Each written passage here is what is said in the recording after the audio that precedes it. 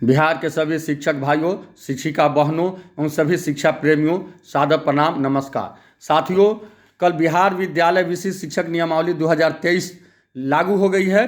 Cabinet की मुहर लग गई है, गजट वगैरह। मैं उसकी वास्तविक रूपरेखा आपको बताना चाह रहा हूँ, क्योंकि उस पर बहुत सारे क्रियाएं प्रतिक्रियाएं आ रही हैं। एक लाइन में हम अगर कहना चाहें तो हम सुप्रीम कोर्ट से उसकी तुलना कर सकते हैं। जब सुप्रीम कोर्ट में सुनवाई हमारी चल रही थी समान वेतन की, तो बहुत सारे साथी होली मना लेते थे कि होली मनाइए क्योंकि आज जज साहब मुस्कुराए हैं।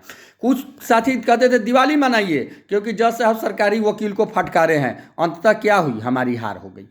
आज वही स्थिति इस नियमावली के साथ है। यह नियमावली जो हमें राज्यकर्मी का दर्जा देने के लिए बनाया गया है, इसके मैं कुछ बिंदुओं को बताना चाहता हूं।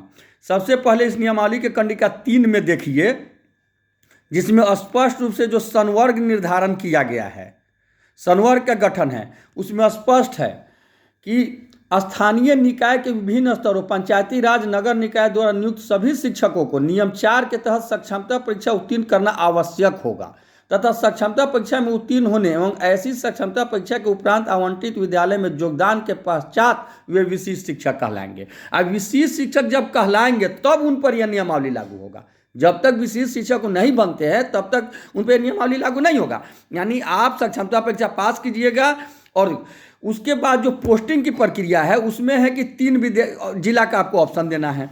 वरीयता के आधार पर आपका पोस्टिंग होगी। अगर उसमें नहीं आते हैं तो रैंडमाइजेशन से पूरे बिहार में कहीं भी भेज दिया जाएगा और आप योगदान कीजिएगा तब नियमावली यह लागू होगा।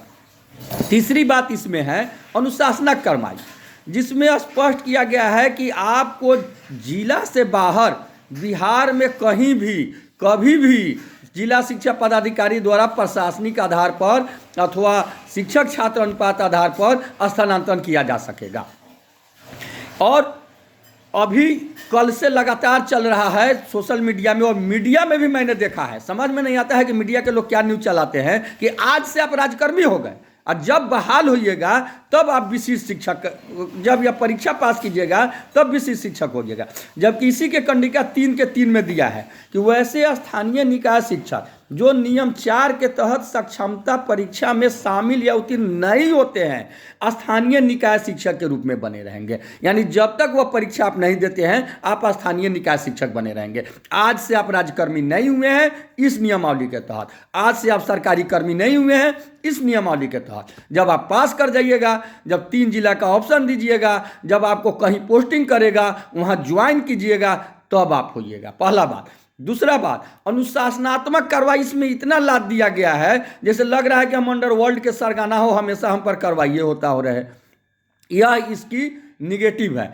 तीसरी बात, हमें वेतन संरक्षण का लाभ दिया गया है, हमें इंडेक्स संरक्षण का लाभ नहीं दिया गया है। जैसे आज के डेट में हम 29,530 रुपये मेरा बेसिक स्केल है, हम अगर जाते हैं राजकर्मी में तो वही स्केल हमको मिलेगा, जबकि हम इंडेक्स 13 में हैं। नियमतः होना चाहिए कि अगर हम जाते हैं तो हमें इंडेक्स 13 में जो इंडेक्स 13 में है वह हमें लाभ मिलना चाहिए। जैसे इंडेक्स 13 में है इसमें 35,640, तो हमें 35,640 मिलना चाहिए, लेकिन वो हमें नहीं मिलेगा। हमारा इंडेक्स घट के आ जाएगा 8 पर, 30,750 मिलेगा। यानी जो वेतन हम अभी पा रहे हैं वही वेतन हमें मिलेगा, हमें वेतन का कोई लाभ नहीं होगा। चौथी बात, जिस दिन हम उस विद्यालय में योगदान करेंगे वह हमारा पहला योगदान तिथि माना जाएगा। उस दिन से हम जिला संवर्ग के शिक्षक होंगे। तो जो बीपीएससी से बहाल होकर के शिक्षक बहाल योगदान कर लिए हैं वो तो जिला शिक्षक संवर्ग हो गए, उनका योगदान तिथि हो गया।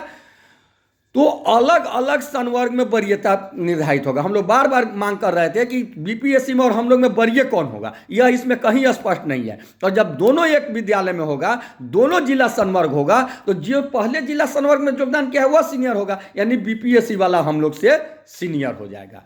यह कहना है आज के इस नियमावली का। यह हमारी सीनियरिटी भी मारी गई। तो लगातार इस नियमावली से हमें लाभ कहीं कुछ नहीं दिखाई दे रहा है, सिर्फ हानि ही हानि दिखाई दे रहा है। अब आपकी मर्जी है कि आप खुश होकर के ताली बजाइए, होली मनाइए, दीपावली मनाइए, ईद मनाइए, या फिर माथा पर हाथ रख के रोइए, या अपने अधिकार के लिए लड़िए, संघर्ष कीजिए, आगे आइए, अपनी आवाज़ को उठाइए, अपनी आवाज़ को सरकार तक सुनाइए। एक 1.25 लाख लोगों ने कहा था, सरकार सलाह मांगी थी इस पर, क्या एक भी सलाह मांगा गया है? सबों ने कहा था कि विशिष्ट शब्द का हटाया जाए, लेकिन कुछ नहीं हुआ। आखिर जो पहले नियमावली था उसमें एक चीज कर दिया गया है, उसमें था कि 3 बार फेल करने पर हटा दिया जाएगा। इसमें कहा है कि विभाग उस समय विचार करेगा। क्या विचार करेगा यह स्पष्ट नहीं है। तो यह नियमावली कहीं से हम लोग के शिक्षकों के हित में नहीं है, और आपको अब सोचना है कि आगे क्या करना है।